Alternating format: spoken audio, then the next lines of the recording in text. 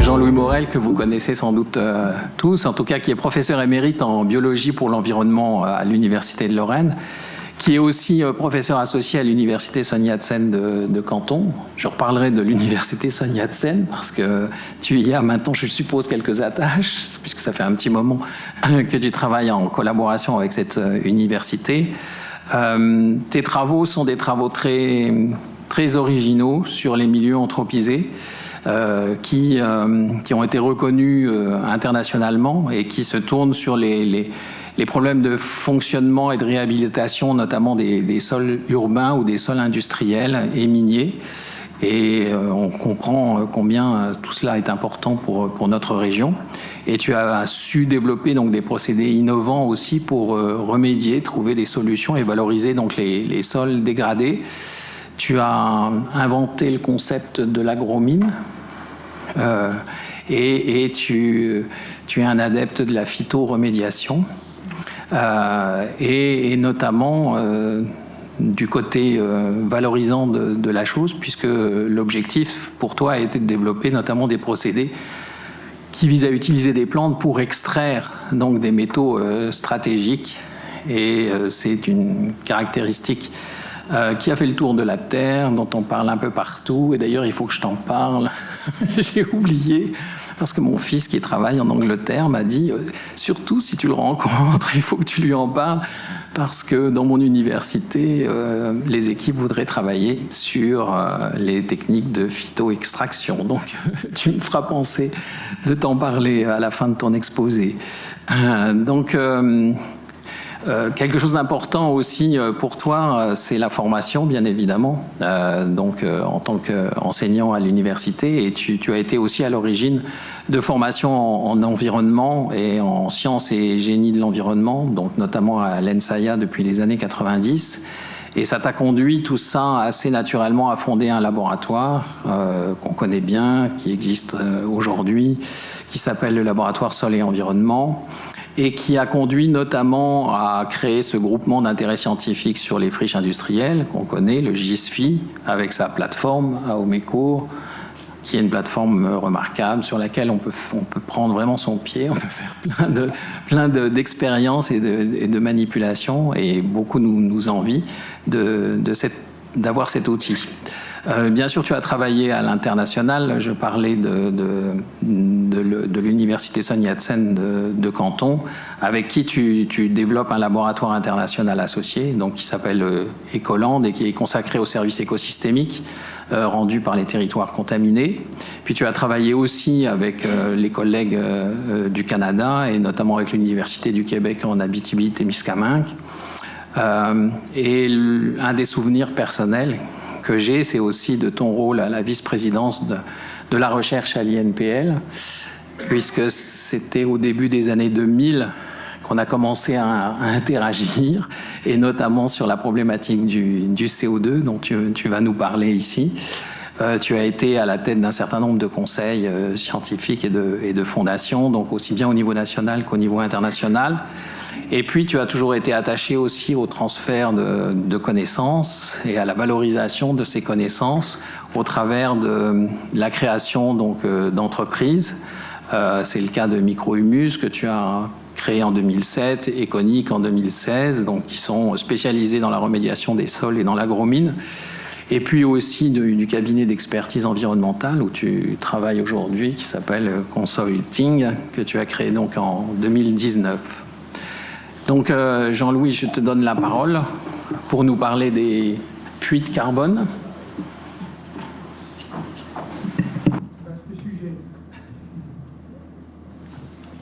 Vaste sujet. Merci beaucoup, Jacques, pour cette présentation. Je me souviens aussi des années 2000 où on s'est rencontrés et moi j'étais plutôt dans l'animation scientifique, toi tu étais dans la science, et effectivement ensemble ce projet autour du stockage de carbone, ce qui était quand même pas anodin à l'époque, hein, et pas beaucoup d'universités ou de centres de recherche qui se lançaient là-dedans. Ça date de 2004, je crois, à peu près, 2003-2004.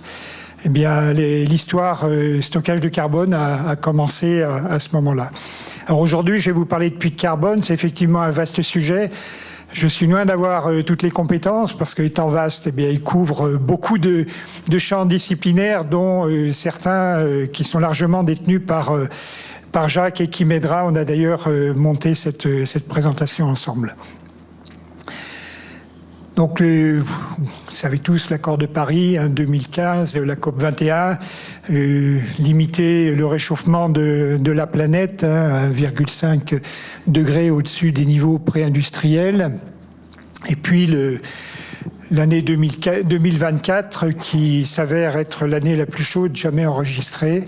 Alors les chercheurs aujourd'hui se demandent si c'est un épisode ou c'est le début d'une vraie période de réchauffement où on est dans le vrai réchauffement à 1,5 avec toutes les conséquences que l'on connaît. Il suffit d'ouvrir la télévision ou la radio pour le voir ou même le vivre soi-même en réel. Alors face à cette problématique, l'Union européenne a mis en place une stratégie en vue d'atteindre la neutralité carbone à l'échelle de 2050. Et cette stratégie, en gros, c'est réduire les émissions d'abord. Je pense que c'est le principal objectif à l'heure actuelle et on voit que les tendances sont plutôt favorables quand on regarde par exemple la France, je vais en reparler dans un instant. Mais réduire les émissions, ce n'est pas éliminer les émissions, puisqu'il restera toujours des émissions résiduelles, notamment par l'industrie, tous les secteurs de l'industrie et aussi l'agriculture. Et en compensation de ces émissions résiduelles, il y a cette notion de puits de carbone, donc capter du carbone, le stocker et réaliser ce qu'on appelle des émissions négatives. Donc en 2050, l'Union européenne dit que chaque tonne de CO2 que nous émettrons devrait être compensée par une tonne que nous éliminerons de l'atmosphère. Et tous les secteurs de la société et de l'économie joueront un rôle, de l'énergie à l'industrie, en passant par la mobilité, le bâtiment, l'agriculture et la sylviculture. Si on descend d'un niveau, on se situe au niveau français. Donc en 2015, la stratégie bas carbone a été proposée, la SNBC, qui est donc la feuille de route de la France pour conduire la politique d'atténuation du changement climatique et d'arriver justement à cette neutralité carbone qui est prônée par l'Europe à l'horizon 2050. Donc parvenir à un zéro émission nette, donc effectivement émissions résiduelles et émissions négatives pour arriver à ce zéro émission nette. Et globalement diviser par 6 les émissions de gaz à effet de serre par rapport à 1990. Donc on retrouve le même type de courbes appliquées à la France. Je souligne que entre 2022 et 2023, la tendance est extrêmement favorable. On était à 404 millions de tonnes, si j'ai bon souvenir, en 2022. Et en 2023, on est descendu à 385 millions de tonnes équivalent CO2. Ce qui est quand même tout à fait intéressant. Et la tendance est effectivement à la décroissance, pourvu que ça dure. Donc les émissions négatives, on les voit apparaître ici en bas du schéma avec 2 volets, le secteur des terres, les sols, et la capture et le stockage de carbone, dont ces deux volets que je vais évoquer. Donc, je vais vous parler des émissions négatives et de l'alliance ANCRE, qui est cette alliance qui regroupe les organismes de recherche et les universités, qui a pour objectif de relever les défis relatifs à l'énergie, l'alliance ANCRE. Et cette alliance a mené une réflexion prospective qui a été dénommée Puits de carbone, à laquelle nous avons participé tous les deux, d'où cette séance aujourd'hui sur l'hydrogène d'une part et les puits de carbone d'autre part.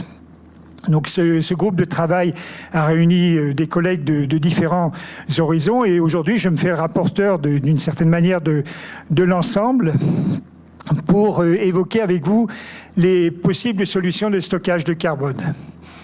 Donc de ce travail se dégagent 6 principales familles de solutions, 3 relevant du stockage naturel et 3 relevant du stockage technologique que je vais détaillé en partie pour certaines et de façon plus approfondie pour d'autres. Alors les 6 familles, les voilà. Donc les 3 naturels, dans tous les cas, c'est du stockage, stockage de carbone dans la biomasse et dans les sols agricoles et forestiers. Donc là, à gauche, le 1, c'est les milieux agricoles et forestiers. Ensuite, vous avez les milieux anthropisés, milieux urbains et plus généralement milieux industriels, miniers, etc.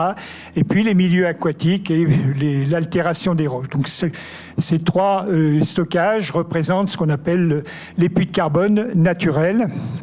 Et les puits de carbone dits technologiques bien, consistent à capter du CO2, Jacques l'a évoqué, et à le stocker en milieu géologique de façon durable. On peut le stocker aussi dans des matériaux, je vais le présenter, et également dans des matériaux minéraux, mais aussi du CO2 biogénique qui peut être stocké durablement, je vais le présenter. Il reste des solutions technologiques de captage de carbone, recyclé, des réusages et stockage long terme. Je ne vais pas détailler. Un exemple, c'est par exemple le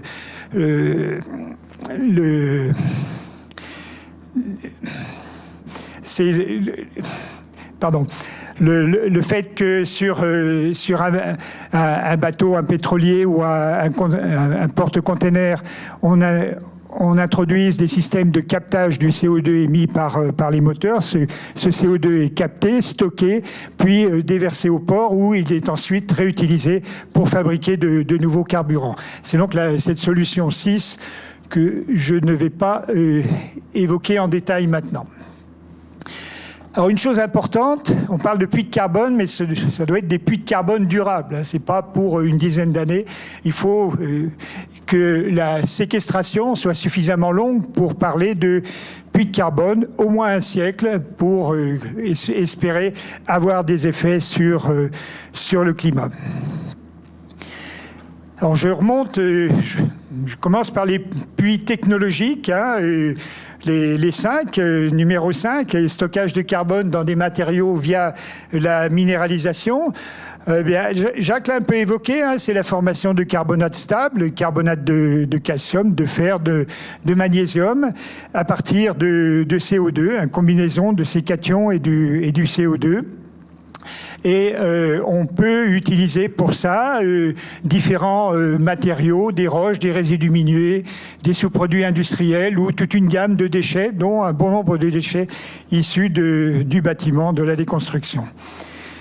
Alors au niveau mondial, cette minéralisation pourrait être relativement significative puisqu'elle pourrait réduire les émissions anthropiques annuelles de 12,5% environ, ce qui est tout à fait considérable.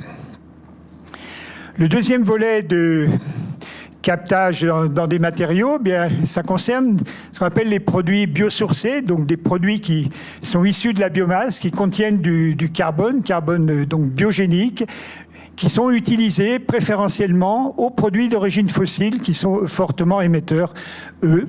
Par exemple, le plus connu, bien évidemment, c'est le bois de construction, qui a un potentiel de stockage très élevé, qui est estimé à 25% des puits de carbone envisagés à l'échelle de 2050.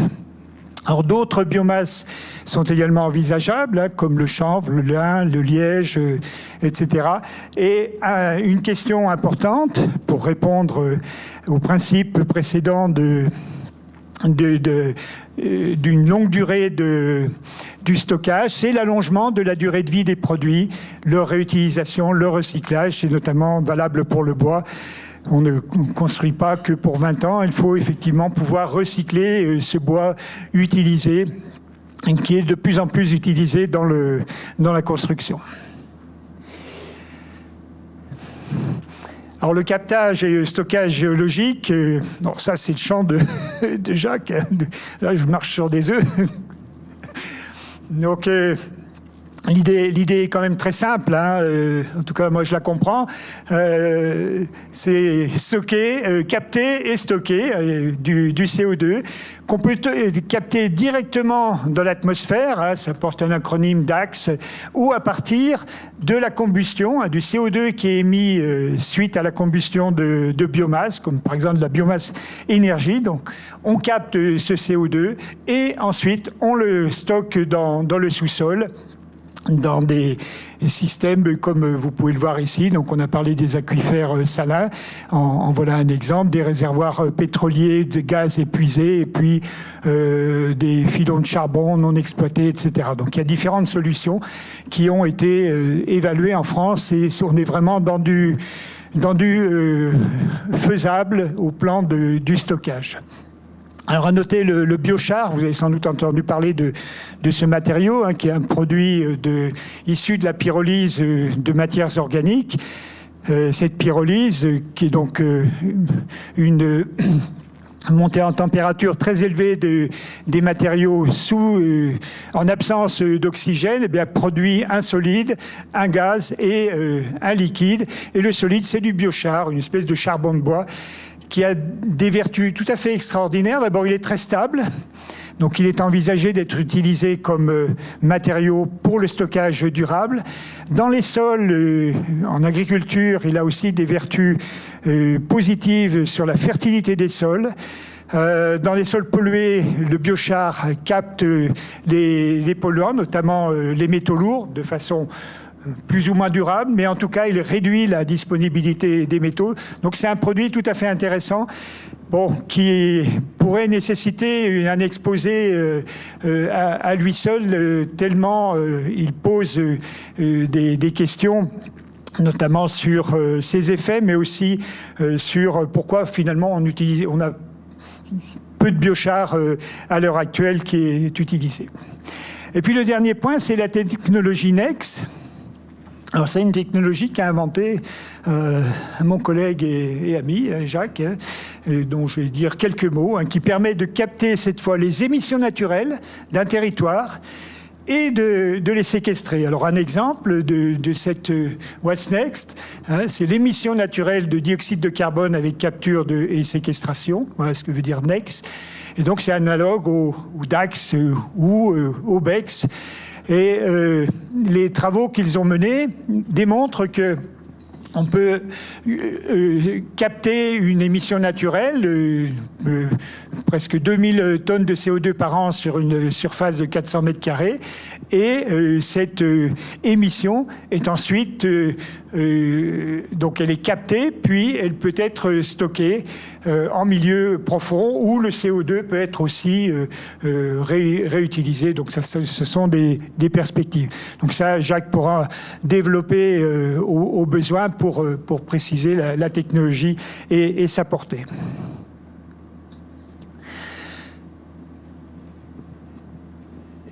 Le stockage du carbone, le stockage naturel. Alors, les milieux aquatiques. Je ne vais pas m'étendre sur les milieux aquatiques, mais simplement souligner que le transfert de CO2 vers les milieux aquatiques relève de plusieurs grands processus. L'enfouissement de matière organique continentale et côtière, hein, tout simplement, c'est de la matière organique qui peut provenir du milieu terrestre, mais aussi qui peut être produite par la flore photosynthétique qui se développe sur les côtes et puis plus loin avec les seagrass beds, etc. Voilà. Donc là, ce qui permet effectivement de produire de la matière organique, du nouveau carbone, et ce carbone évolue, se transforme, et en vieux carbone qui est très stable. Alors ce que je vous dis là, c'est vraiment très rapide. Il y a énormément de mécanismes derrière ce schéma qui apparaît relativement simple. La pompe à carbone océanique et le stockage via des processus physiques, chimiques et biologiques, c'est aussi un ensemble de processus extrêmement importants où les océans jouent un très grand rôle dans la régulation du CO2 dans l'atmosphère, et l'altération des roches silicatées et carbonatées par l'acide carbonique. Moi, en tant que spécialiste de la science du sol, c'est exactement ce qui se passe dans un sol quand il pleut. Quand il pleut, une eau est chargée de CO2. Eh bien, cette eau va provoquer l'altération des roches et les transformer, libérer des éléments minéraux qui vont être mis à disposition des plantes et faire participer au développement du sol. Alors, ce sont des processus qui sont relativement longs et qui conduisent à des enfouissements, en tout cas à des stockages qui peuvent être durables, notamment dans le cadre de matières organiques anciennes. Le deuxième mode de stockage naturel, si on peut dire, c'est les milieux anthropisés. Donc, vous avez ici la liste de ces milieux anthropisés qui peuvent capter du CO2, les espaces verts urbains, on les connaît bien, les parcs, jardins, toits, façades végétalisées, les friches industrielles, minières, militaires et commerciales qui sont en train de se développer de plus en plus. Et puis toutes les zones autour des infrastructures, routes, voies ferrées et aéroports. Donc on a tenté d'évaluer le potentiel de stockage de ces milieux. Alors les chiffres que je vais vous donner sont bien sûr à prendre avec beaucoup de précautions, mais ça donne des ordres de grandeur. Et on voit que le principal potentiel de stockage se trouve dans les friches industrielles, avec pour complément les zones aéroportuaires, les routes et voies ferroviaires qui représentent finalement peu de choses, mais peu de choses additionnées avec peu de choses peut faire à la fin beaucoup. En zone urbaine, il existe les friches commerciales, leur désimperméabilisation, la désimperméabilisation des espaces dédiés à la voiture, ça on le voit, c'est vraiment très en vogue, avec une conversion en espaces végétalisés. Et donc ces espaces passent de sources de CO2 à puits de CO2 dans la mesure où de la végétation est installée. Alors pour que ça marche, on passe pas d'un parking à un parc florissant comme ça, de façon très simple.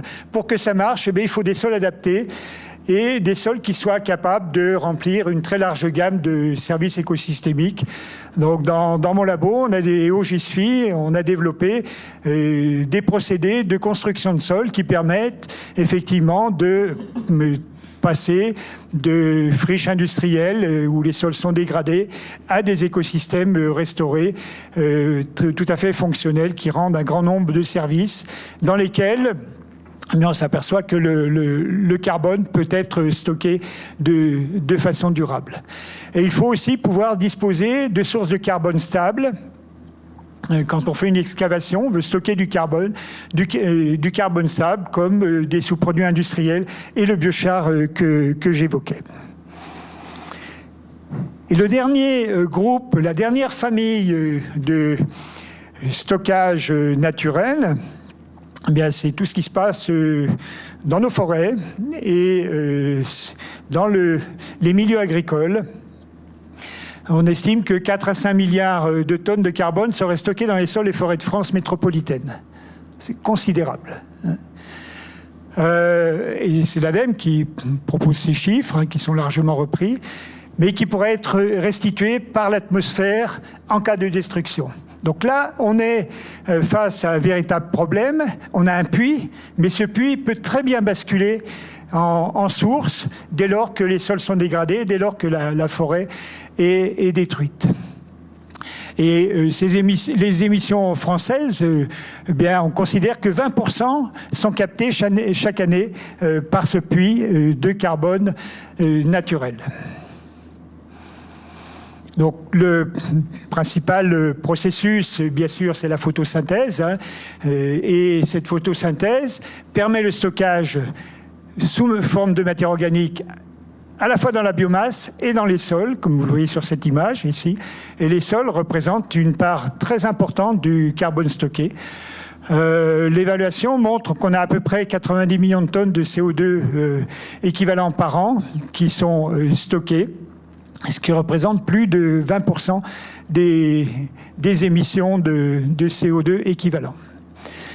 Alors en Outre-mer, hein, la photosynthèse est très, très active. Eh bien, malgré tout, on considère que les forêts sont arrivées à leurs limites. On n'a pas un puits sans fond. Hein. À un moment donné, la capacité de stockage est terminée. Le tout, c'est de conserver le stock qui est existant. Et finalement, donc, les sols forestiers représentent 38% du stock total, les prairies permanentes 22%, les grandes cultures 26,5%. Alors c'est trompeur ce 26,5%, on a l'impression que c'est beaucoup, mais en fait c'est beaucoup en surface. Et vous allez voir dans un instant que en réalité, pour une surface donnée, c'est pas aussi évident. Donc je voudrais maintenant approfondir un peu ce volet-là et finalement parler du compartiment à la fois sur lequel j'ai un peu plus de compétences que sur le stockage profond du CO2, mais aussi parce que ce compartiment est un stockeur considérable de carbone. Les sols. Donc la matière organique des sols, c'est quelque chose de très complexe. Quand vous vous baladez en forêt, quand vous faites votre jardin, vous voyez, dans les sols, bon, des fois c'est noir, vous n'arrivez pas à distinguer les objets, mais il y a beaucoup de choses. Il y a des débris végétaux plus ou moins fragmentés. Il y a des organismes, les micro-organismes, vous ne les voyez pas. Par contre, vous voyez la faune du sol, ne serait-ce que les vers de terre, mais ils ne sont qu'un acteur du système. Et puis, tous les déchets qui peuvent arriver au sol, animaux, urbains, industriels, contenant de la matière organique. Et cette couleur brune, noire, c'est ce qu'on appelle l'humus, qui est voilà, un exemple d'une molécule humique ici, que je ne vais pas détailler. Et ce système, cette matière organique, est en transformation permanente. Si on veut qu'elle reste, il faut qu'elle soit stable. Mais néanmoins, vous avez des acteurs, les micro-organismes, la faune du sol, qui sont là, qui doivent pouvoir se développer. Et cette matière organique est en transformation par la faune, la microfaune qui la transforme, qui fabrique des composés humiques stables, de l'humus, et qui conduit à la minéralisation. C'est-à-dire qu'une part du carbone organique repasse sous forme de CO2 ou de méthane si les conditions sont défavorables à l'oxydation. Et en même temps, on a également les émissions de protoxyde d'azote, N2O, qui est un puissant gaz à effet de serre. Donc on a ce cycle du carbone dans les sols qui est tout à fait typique, hein, entrée de carbone, transformation et stockage, et une partie est réémise sous la forme de CO2 ou méthane. Alors les stocks de matière organique dans les sols. Ça, s'il n'y a qu'une chose que vous devez retenir ce soir, c'est ça. Hein ? La matière organique représente 1 à 10% de la masse totale du sol. Le sol est le plus important réservoir de carbone continental. On exclut les océans. Les stocks dans les sols sont plus élevés que la totalité du carbone de la biomasse et du carbone atmosphérique. Tout de suite, ça donne une responsabilité vis-à-vis de cet objet qui est très complexe, le sol. Alors, on constate que la majeure partie, là, vous avez un profil ici, ça c'est la profondeur, concentration en carbone, on constate que la majeure partie du carbone, c'est assez normal, hein, se situe dans la partie supérieure du profil. Hein, ce sont là où se développent les racines, les débris végétaux. Et que lorsqu'on va de la surface vers la profondeur, on a un carbone de plus en plus ancien. Donc en profondeur, vous avez un carbone, certes, qui n'est pas très abondant, mais qui est très stable, très ancien. Alors la capacité de stockage, on a l'impression que voilà, un sol, c'est un sol, tous les sols se ressemblent, c'est pas vrai. La capacité de stockage va varier en fonction de l'usage des terres. Par exemple, un sol de prairie contient de l'ordre de 5 à 6% de matière organique en surface. Les terres cultivées, hein, donc les terres de grande culture, les matières organiques ne s'accumulent pas. Parce que les résidus de récolte sont très rapidement consommés par les micro-organismes et le travail du sol s'emploie à favoriser l'activité des micro-organismes. Et également en fonction de la nature du sol. Un sol sableux, là je vous donne deux extrêmes, un sol sableux, moins de 1% de matière organique. À l'opposé, vous avez une tourbière qui va contenir 99 voire plus % de matière organique, tout ça sur des grandes épaisseurs. Donc entre 1 et 99, vous avez là aussi toute une gamme qu'on va explorer très rapidement ensemble. Les stocks de carbone dans les sols français, c'est à peu près 3,6 gigatonnes de carbone dans l'horizon 0,30. L'horizon, c'est la couche supérieure, 0,30. On voyait qu'à l'échelle de la France, on a une disparité entre ces zones plutôt claires où les stocks sont plus faibles, une zone de grande culture, ici le bassin aquiltain, là les zones, ça c'est le Languedoc, la viticulture, également le bassin rhodanien, et d'autres zones comme la Bretagne, vous avez beaucoup de prairies, Massif central, où là les stocks de carbone sont beaucoup plus importants. Donc il y a une grande disparité en fonction de l'usage des sols qu'on voit apparaître là. Quand on regarde l'évolution des stocks, il y a un travail qui a été fait, ça c'est dans le cadre du GIS sol, entre 90 et 94, donc vous voyez apparaître, bien sûr c'est la même chose, mais d'une manière un tout petit peu différente. Vous voyez apparaître ici, plutôt en bleu, les zones pauvres, et quand on tend vers le marron, des zones très riches. Donc, je vais sauter à 2004, vous voyez, 10 ans après. Vous voyez, on a de plus en plus de bleu. Alors, il n'y a pas de rapprochement politique à faire dans ce cas-là, mais néanmoins... Et de moins en moins de sols qui contiennent beaucoup de matière organique. Donc clairement, ça veut dire que pendant cette période-là, les sols français ont déstocké. Ils ont déstocké. Alors, il y a de multiples raisons sur lesquelles on pourrait revenir, mais ils ont déstocké. À l'échelle mondiale, voilà la distribution globale du carbone dans le premier mètre du sol, qui est très liée au climat. Et on voit que les zones septentrionales, ici, arctiques, contiennent des quantités de carbone très élevées pour des raisons de climat, parce que la production primaire, certes, est faible, mais la décomposition est très lente. Et on a aussi, vous voyez, la zone... La forêt amazonienne, quantité élevée de carbone, également les zones tropicales, mais ce n'est pas le cas partout.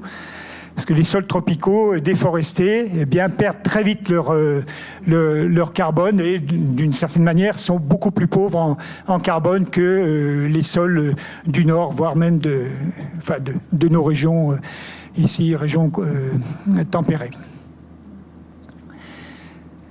Alors, je voudrais exposer rapidement les raisons naturelles de l'accumulation du carbone dans les sols.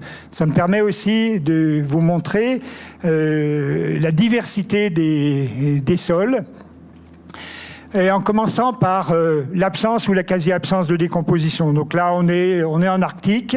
Ici, on va parler des cryosols, cryo, le froid, le gel, avec le permafrost. Et là, la décomposition est très lente. Ce sont toutes ces régions là que vous voyez ici, Canada, Alaska, Russie, Groenland, ces régions-là. Et également les régions montagneuses en haute altitude. La production primaire donc, est certes faible, hein, parce que la croissance est lente, faible, mais on a des températures basses, du gel quelquefois permanent, un excès d'eau qui défavorise l'activité des micro-organismes et de l'acidité. Tout ça contribue à une accumulation importante de carbone dans ces sols.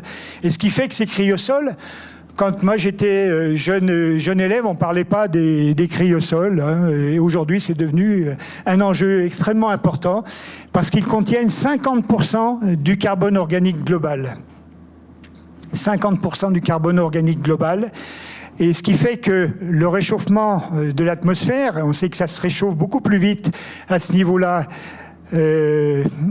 on sait que ça se réchauffe beaucoup plus vite à ce niveau-là, eh bien ce réchauffement entraîne une libération de gaz à effet de serre comme le méthane, le CO2 et bien sûr du N2O.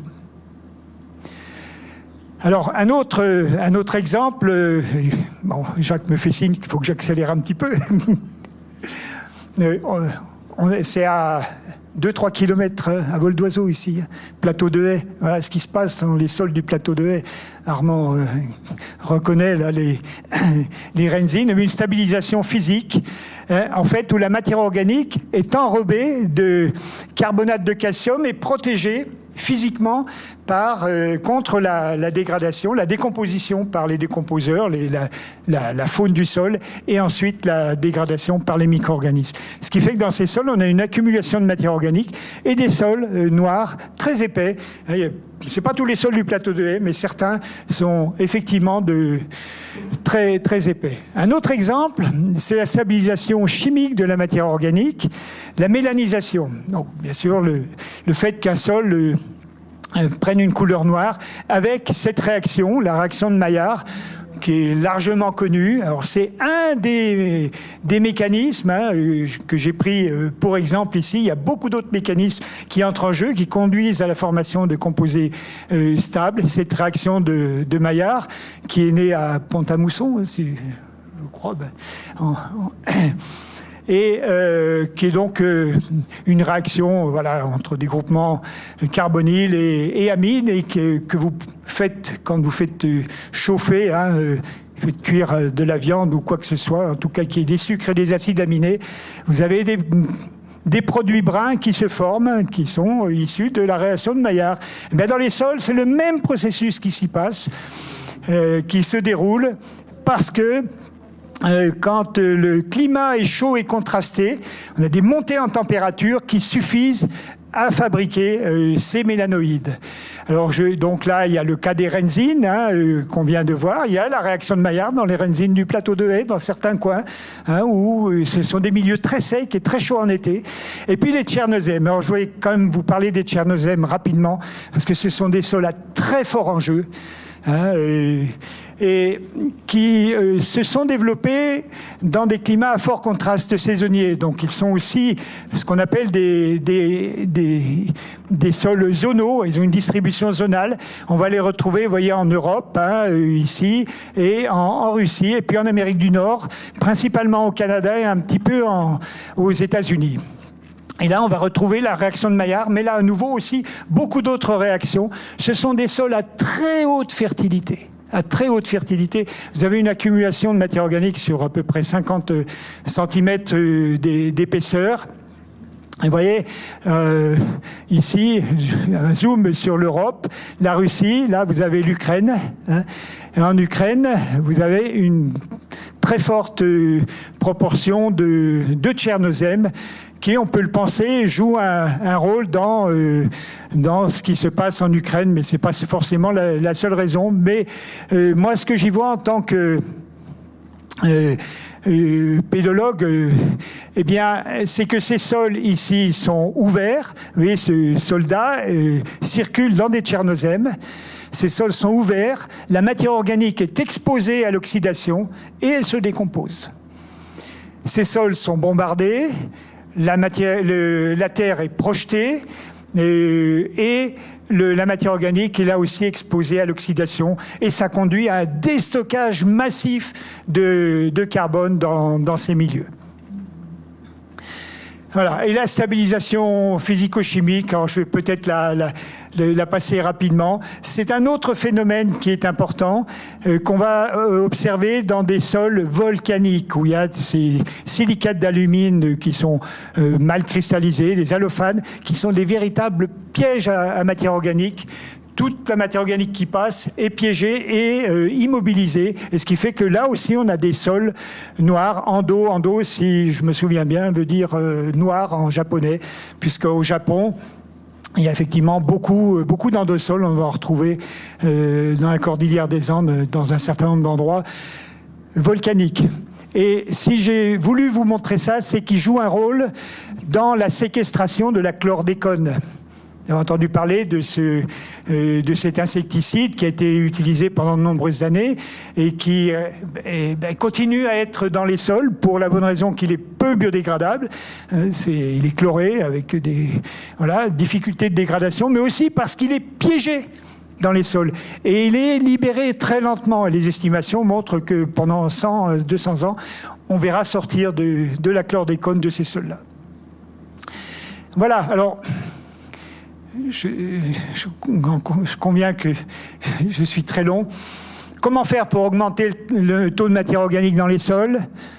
C'est comme un compte en banque. Il faut augmenter les entrées, accroître la photosynthèse, bannir les feux, restituer les résidus de culture, apporter des matières organiques exogènes, apporter les résidus d'élevage et réduire les sorties, protéger la surface du sol pour lutter contre l'érosion et réduire les perturbations physiques. Quand vous bêchez votre jardin, quand un agriculteur laboure son champ, il perturbe son sol, il expose la matière organique à l'oxydation et à sa dégradation. Et les stratégies, c'est ma dernière diapo, avant la conclusion. C'est important de le mentionner parce qu'aujourd'hui on en parle partout dans le monde. C'est un groupe de l'INRAE qui a proposé cette initiative, le 4 pour 1000, en 2015, à l'occasion de la COP21. Et le principe, c'est, on augmente de 4 pour 1000 les stocks de carbone des sols mondiaux, on compense l'ensemble des émissions de la planète. C'est le calcul qui le montre. Voilà, le principe. Alors, en France, on considère que plus de 12% des émissions annuelles pourraient être compensées en passant au 4 pour 1000. On sait qu'aujourd'hui, l'évolution actuelle des stocks est estimée à 2,3 pour 1000 et qu'il existe encore un potentiel de 2 pour 1000. Et le principal puits cible aujourd'hui, ce sont les grandes cultures. Ce sont les grandes cultures où on peut obtenir un stockage additionnel beaucoup plus important en modifiant les pratiques agricoles, notamment avec des couverts intercalaires, c'est-à-dire qu'on ne laisse jamais un sol nu, en particulier en hiver, c'est pas très bon pour l'érosion. Favoriser les prairies temporaires, développer l'agroforesterie, et puis utiliser le plus possible d'amendements organiques, replanter des haies, supprimer ou réduire le travail du sol. Voilà des exemples pour augmenter le stockage dans les sols cultivés. Et cette courbe vous montre qu'effectivement le stockage tend vers une limite. C'est un travail qui a été fait sur 30 années, ici une simulation sur 30 années. Si on modifie la pratique de stockage, eh bien on peut atteindre des niveaux élevés, mais pas, bien sûr, pas au-delà de la limite en fonction des conditions pédoclimatiques. Donc, grande variété de solutions. Des puits technologiques, et notamment le captage-stockage, qui représente le potentiel probablement le plus important. Il y a le NEX, qui est aussi du captage-stockage, qui rentre dans ces solutions, avec, comme le soulignait Joël tout à l'heure, des obstacles divers, dont socioculturels, l'injection de CO2 dans le sous-sol. Et les puits naturels restent quand même la meilleure solution. En tout cas, la meilleure garantie de stockage durable, les prairies permanentes, zones humides et forêts, à condition que les stocks soient protégés, qu'on gère la forêt de façon raisonnée et que on ne détruise pas les sols. En agriculture, les zones de grande culture, je l'ai dit, sont un puits potentiel. Et un point important, qui est sans doute repris ici, et je vais m'arrêter là-dessus, c'est que l'atténuation du changement climatique ne doit pas se faire au détriment des autres enjeux environnementaux. Et un autre enjeu important, c'est l'effondrement de la biodiversité. Donc, travailler en silo, c'est-à-dire ne considérer uniquement considérer que le stockage de carbone, le captage et le stockage de carbone, sans se soucier des impacts sur les écosystèmes, est bien entendu une erreur. Et on voit aujourd'hui la demande en biomasse qui conduit à détruire des écosystèmes pour faire de la monoculture. On détruit les sols, les énergies renouvelables ont un certain nombre d'impacts que je ne vais pas décrire ici. Donc voilà, bannir la démarche en silo, essayer d'avoir une démarche intégrée pour qu'on arrive à atteindre ces objectifs finalement restauration de l'environnement de la planète. Voilà, je vous remercie beaucoup pour votre attention. Désolé si j'étais un petit peu long. Alors, on va faire un duo avec Jacques pour les réponses. Hein. Vous pouvez m'interroger sur le captage de CO2. Il n'y a pas de souci, le stockage aussi. Mais je reviens à la question.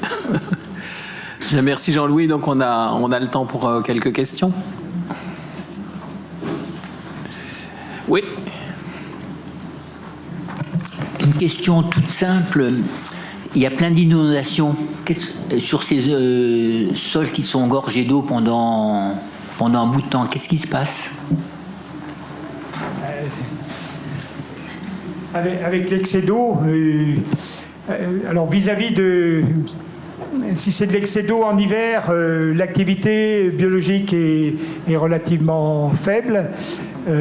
Si ce sont des inondations plutôt en période chaude, on va passer de conditions oxydantes à des conditions anoxiques et les fermentations vont être d'un ordre différent.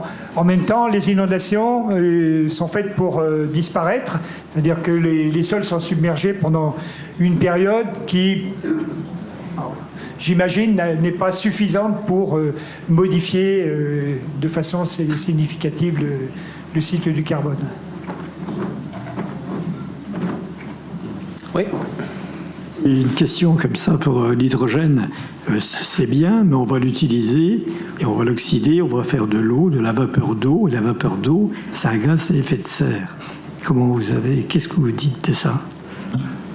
Globalement, on est sur un cycle, puisqu'on produit de l'hydrogène à partir de l'eau et on reproduit de l'eau après. Donc, globalement, au bout du compte, on n'a pas transformé profondément la matière.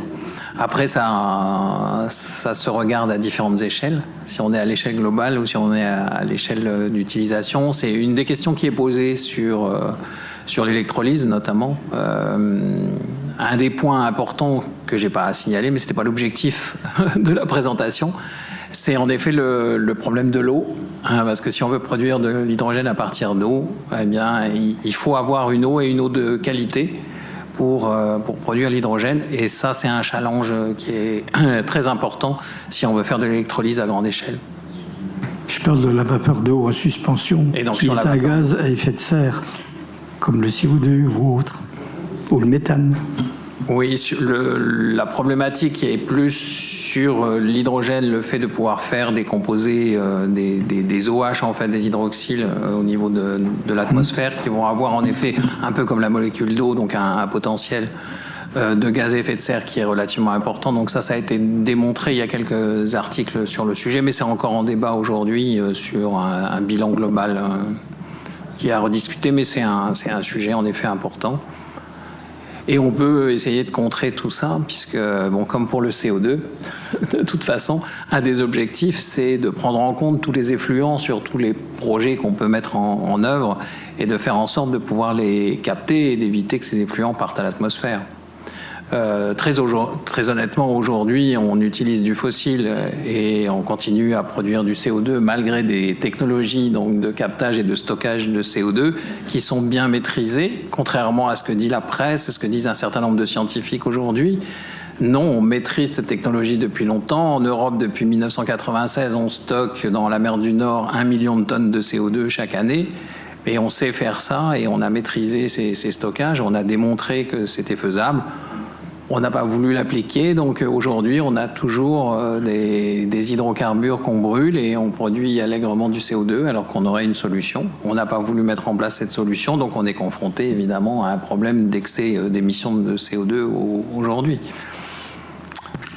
La vapeur d'eau plus le gaz carbonique, ça va acidifier l'eau, donc on aura des pluies acides.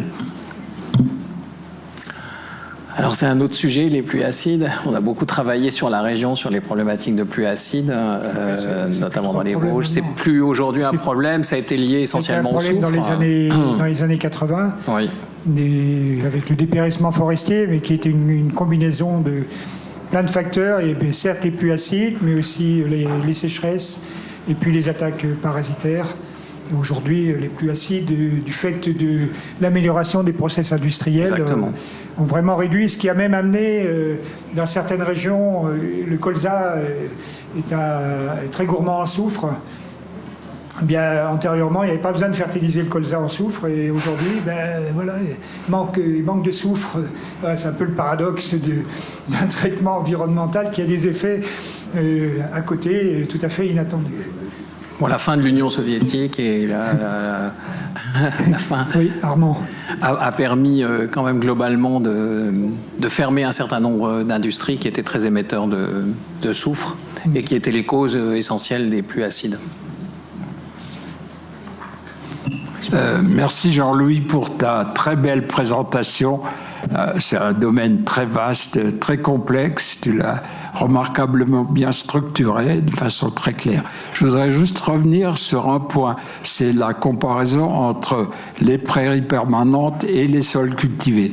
Les indications que tu donnes semblent montrer que les sols cultivés fixent davantage de carbone que les prairies. Or, si je regarde ce qui se passe en Lorraine, oui, je pense que ce n'est pas du tout le cas. En fait, les prairies permanentes ont atteint leur capacité maximum de stockage. Donc, effectivement, la recommandation, c'est on ne bouge pas, on les maintient en l'état et en bon fonctionnement pour ne pas déstocker du carbone. Par contre, les sols cultivés sont à un niveau très bas de carbone. Donc, leur marge de progression est très élevée. Donc ils sont loin d'avoir atteint ce potentiel. Et c'est ce qui fait qu'en modifiant les pratiques, en passant des pratiques d'une agriculture, alors on va dire raisonnée, avec tout ce que ça implique en termes de couvert végétal, de non-labour, d'agroforesterie, etc., on va pouvoir augmenter le taux de carbone dans ces sols. Mais les sols cultivés, il suffit d'aller, quand on prend le train, qu'on va à Paris, qu'on traverse la Champagne, c'est des sols qui contiennent des taux de carbone très très faibles et qui sont potentiellement des puits de carbone. Alors après, tenir ce discours face à des agriculteurs et des céréaliers, je tiens pas 5 minutes, parce qu'eux ont des priorités, bien entendu, et leur priorité n'est peut-être pas forcément le stockage du carbone, sauf le jour où stocker du carbone pourra ramener des devises et permettre finalement de compenser les pertes de rendement par ailleurs. C'est un point très important parce que actuellement, lorsqu'on se promène dehors, les sols sont labourés, sans couverture. Oui. Or, c'est là qu'on pourrait stocker par des cultures pièges à nitrate, des cultures intercalaires, etc. Il y a un énorme travail sur le plan des techniques, tu l'as souligné d'ailleurs, à réaliser. Alors, je voudrais juste rajouter aussi l'aspect minéralisation. Je suis effaré de voir que dans toutes les villes, on a supprimé un certain nombre de places pour faire du béton, du dallage. Il n'y a qu'à se promener à Nancy. revient en arrière. Comment nos édiles n'ont pas compris qu'il ne fallait pas minéraliser partout. Tout est devenu minéral. À Strasbourg, pareil. Il y avait une belle place à côté de la cathédrale. On l'a complètement minéralisée. Il y a une dame un jour qui me dit « Ah, enfin, on peut voir la cathédrale, il n'y a plus d'arbres. » Ouais, mais ce que tu dis là, Armand... On marche sur la tête. Non, c'est typiquement... Bravo, Jean-Louis, pour ton topo. Merci beaucoup. Mais c'est typiquement la notion de compromis. Voilà, c'est le compromis. Et globalement, on peut effectivement avoir raison. Il faut plutôt végétaliser que minéraliser. Mais le citoyen a peut-être d'autres aspirations. Je vois Joël et je lui ai tendu un peu la perche. Oui, merci Jean-Louis à la fois de nous donner à entendre de l'inquiétude, mais aussi des propositions, des pistes de solutions. Moi, je retenais, mais je ne sais pas si je me trompe, c'est une remarque et une question naïve, qu'un des plus grands dangers aujourd'hui, c'est ce qui se passe au niveau de l'Arctique, avec la fonte des glaces. Et j'ai lu qu'on n'observe pas le phénomène avec la même ampleur au niveau de l'Antarctique. Est-ce qu'on sait pourquoi ? Alors, je ne suis pas spécialiste de ces régions, mais d'un point de vue... déjà, l'Antarctique, c'est pas grand-chose en termes de terre non couverte de glace. L'Arctique est beaucoup plus important. On le voit sur la carte ici, hein, donc l'Antarctique apparaît même pas. Et une fonte des glaces, on constate aussi. Alors ça, c'est un autre problème. Et de fait, les sols de l'Antarctique ne sont même pas mentionnés. Non, la vraie problématique aujourd'hui en termes d'émissions de gaz à effet de serre, c'est vraiment ces cryosol que j'évoquais tout à l'heure, parce que le réchauffement est très, très supérieur, le réchauffement moyen par rapport à ce qu'il est dans nos régions. Et le permafrost qui fond, il y a du dégazement de méthane hein, qui est pris dans la glace. Ça, c'est un phénomène, mais il y a aussi des phénomènes tout simplement de minéralisation par les micro-organismes qui se réveillent. Ils ont du carbone, ils ont un petit peu d'azote, parce que la flore n'est pas très riche, mais en plus, la température s'élève. Donc, mais est-ce qu'on peut espérer ralentir ce phénomène-là ou le ralentir, baisser la température mondiale. Il n'y a pas de solution, vu les surfaces concernées, il n'y a pas de solution. Ça pose le problème du stockage des semences dans l'Arche de Noé, dans le nord de l'Europe, où on a stocké des milliers de ressources génétiques, et le permafrost qui est en train de fondre, de se réchauffer, eh bien on arrive à peine à maintenir cette température dans ces locaux. C'est un problème énorme. Je pense qu'on peut peut-être penser à conclure. Le sujet est tellement vaste qu'on pourrait y passer des semaines.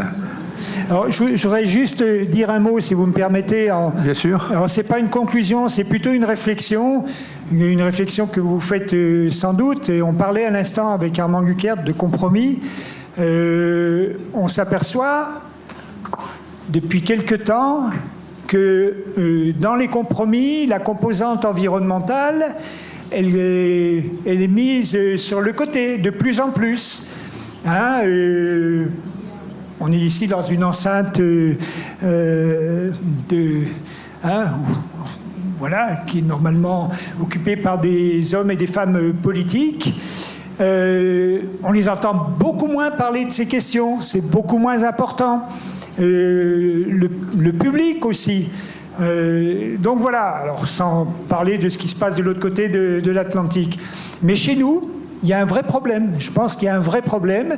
Et les compromis, basculent vers d'autres préoccupations qui sont des préoccupations immédiates. Alors que les questions environnementales sont des questions à long terme qu'il faut prendre à bras-le-corps dès aujourd'hui.